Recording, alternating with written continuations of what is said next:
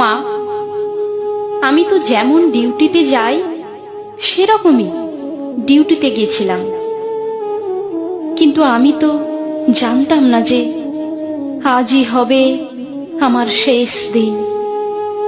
আমি তো আমার জুনিয়রদের সাথে একসাথে কত গল্প করতে করতে রাতের খাবার খেয়েছিলাম।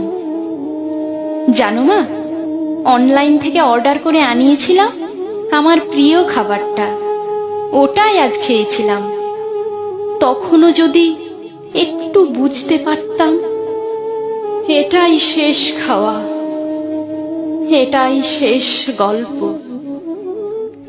ডিউটির বাঁধনে আমি যখন ক্লান্ত হয়ে গেলাম মা, আমার চোখ দুটো ঘুমে বন্ধ হয়ে যাচ্ছিল, একটু শরীরের ক্লান্তি মেটাতে গেলাম।